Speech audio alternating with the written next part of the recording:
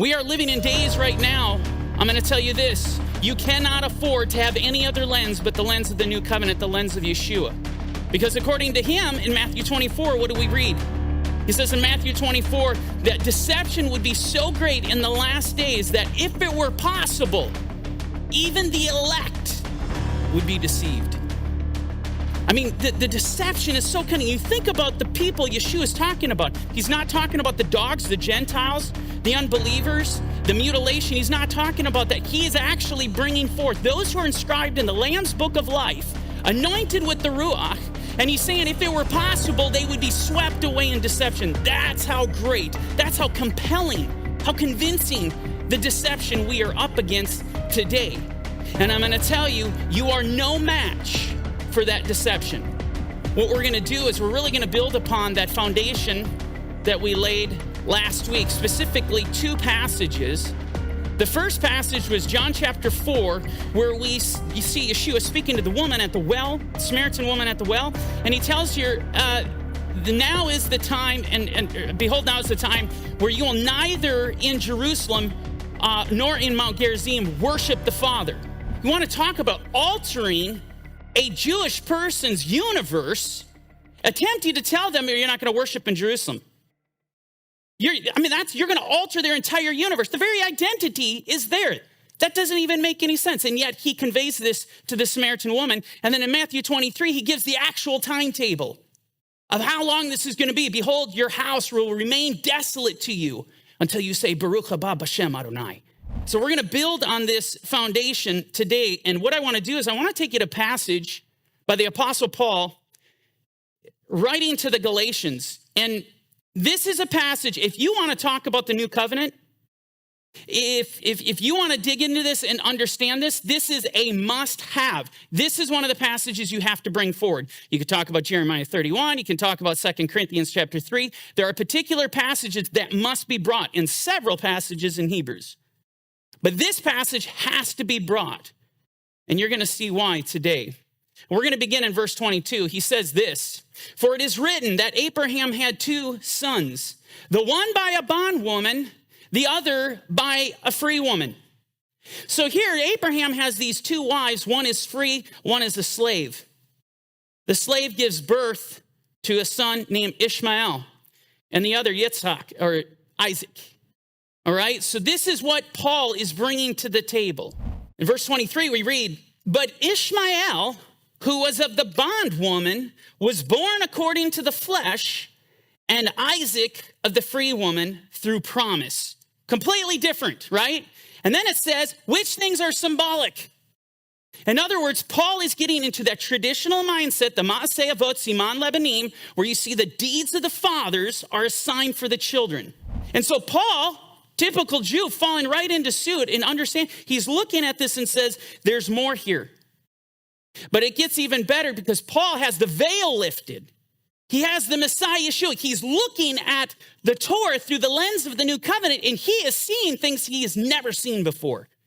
This is incredible. And what he sees is he sees these two wives, they're symbolic. For these are the two covenants, one from Mount Sinai, which gives birth to bondage, which is Hagar. Okay, so two covenants. We're speaking of the covenant at Mount Sinai, just for clarity.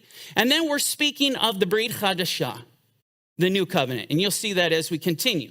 If you put this back in a historical context, and Paul strolls into a synagogue filled with religious Jews, Orthodox Jews, and he starts telling them, listen, did you know the covenant, your very identity of who you are, that your forefathers, their fathers, and their fathers have followed, that you have revered? That old covenant, that was at Mount Sinai, yeah, that's Hagar. That's bondage. See, what you'll end up finding is there's a good chance that you're going to get yourself thrown out of the synagogue, if not beaten, if not killed. It's offensive. That's an offensive statement if you have a veil. Now, look at what happens as we continue. In verse 25, for this Hagar is Mount Sinai in Arabia and corresponds to the Jerusalem which now is and is in bondage with her children. Okay, so let's just say you avoided getting thrown out and stoned by going in and telling them, hey, Hagar is in fact the old covenant. It's the covenant that our fathers made at Mount Sinai. If you somehow avoided getting stoned, this would certainly seal the deal. This is an incredible statement. But he goes on and says this, but the Jerusalem above is free. He's not a hater of Jerusalem. He's not a hater of his people. He's just been enlightened. He's looking at things through a completely different lens now, and he points his hand up. There's our heritage. There's our home. There's our hope. There's our freedom. There's our liberty. It's in the new Jerusalem. And then he says, which is the mother of us all. She's the mother of us all. Now, you'll even find that statement in the Apocrypha applied to Jerusalem. So we know in the first century, in this time period, that this was common to see Jerusalem as the mother of us all. I want to take you back to Genesis, and I want to show you this in Genesis 17, verse 15. Then Elohim said to Abraham, as for Sarai, your wife, you shall not call her name Sarai, but Sarah shall be her name. I will bless her and also give you a son by her. Then I will bless her, and what? She shall be a mother of nations. Kings of peoples shall be from her. The mother of us all. Sarah represents the new covenant. Sarah represents the new Jerusalem. And here, right in the text in the Torah, she's the mother of us all. So you understand why Paul would apply to the new Jerusalem, the one that is in heaven. She is the mother of us all. Paul's not done. For it is written, rejoice, O barren, you who do not bear. Now, this is fascinating because we know Sarah, she was barren, okay? She couldn't conceive. She was way past that. But now there's this cry. Paul brings this to the table. And remember, the two people he's talking about is Sarah and Hagar. And now Sarah is in view right now. And what's he do? He quotes Isaiah 54, verse 1. Okay, so what comes before Isaiah 54? Isaiah 53. All about the suffering servant. All about the Mashiach who would come and give his life, literally pay our penalty. He would bear our sins. It talks about his resurrection in Isaiah 53. And the very first verse in the next chapter says this, because of what Yeshua did, now there's rejoicing. Now Jerusalem, the new Jerusalem, can rejoice. It all hinged upon him. That one is the one that brings in the blessing. So rejoice, O barren, you who do not bear, break forth and shout, you who are not in labor, for the desolate has many more children than she who has a husband. Now we, brethren, as Isaac was, are children of promise. This is something that Paul wants to get across. We are not children of Hagar. We are not children of the old covenant. We are not children even of the Jerusalem here on earth. We are children of the Brit Hadashah, of the new covenant. We are children of the new Jerusalem. Moving on, he says this, but as he who was born according to the flesh then persecuted him who was born according to the Spirit, even so it is now. See, again, going back to the fact that once Yitzchak was born, the whole dynamic, the family dynamic changed. Then all of a sudden, Ishmael starts scoffing at Isaac. They're at odds with one another. And really, one is a child of flesh, and the other is a child of the Spirit. What is the idea? What do you do with Hagar? What do you do with the old covenant? What are you looking at in regard to Jerusalem, which is here on earth? Nevertheless, what does the scripture say? Cast out the bondwoman and her son, for the son of the bondwoman shall not be heir with the son of the free woman. So then, brethren, we are not children of the bondwoman, but of the free. That is an amazing and very bold statement.